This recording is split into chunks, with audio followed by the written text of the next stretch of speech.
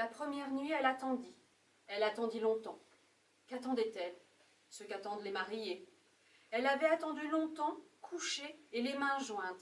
Attendu l'extase, le transport, les délices de la fusion mystique, la joie réelle, l'émerveillement, la justification, la récompense du vœu de clôture éternelle, de pauvreté perpétuelle, d'obéissance infinie, de chasteté à jamais.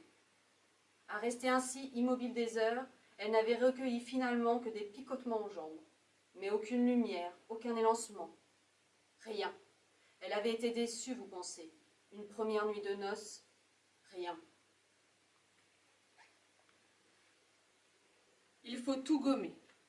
Elle aimerait être une machine que l'on réinitialise, provoquer une amnésie volontaire et surtout ne plus rien ressentir pour ne plus souffrir. Ici, tout lui manque. Sa famille, ses amis, rire, étudier, être vivante. Cet endroit est pire qu'un tombeau. Elle se gifle. « Prends ça, tu es incorrigible !» hurle-t-elle dans sa tête. Elle tourne le robinet d'eau froide à fond. « Ça t'apprendra !» Elle grelotte sous le jet glacé et les pensées continuent de l'assaillir. Jamais elle n'y arrivera. Elle se laisse glisser sur le sol et sanglote. Elle ressort pourtant apaisée de la salle de bain. La crise est passée et l'épreuve surmontée. Le Seigneur peut être fier d'elle.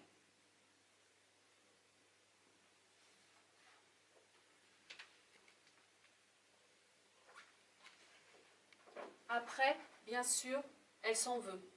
Elle s'est donné des règles. Si elle passe plus de 4 demi-journées complètes au parloir au cours de la semaine, elle s'impose la discipline.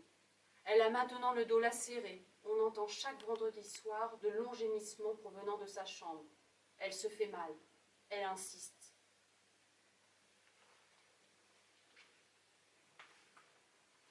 Sœur Marie-Lucie est allongée sur le ventre, les mains en croix. Le froid du carrelage lui mord la joue gauche. L'humiliation lui tord les boyaux.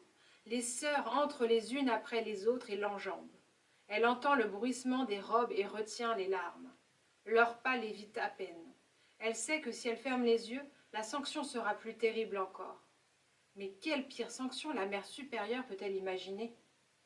Ce qui lui brise le cœur, c'est la trahison. Mathilde l'a dénoncée. Mathilde, qu'elle doit désormais appeler Sœur Blanche-Marie. Elle n'a même pas lu le mot. Elle ne sait plus rien d'elle. Elle n'est pas la jeune femme qu'elle pensait connaître. Quelque chose lui échappe. Pour la première fois, elle a peur. Une acidité transperce son estomac. Elle est transie de froid. La douleur est vertigineuse. Ses repères s'effondrent. Elle est emmurée dans une cage en verre.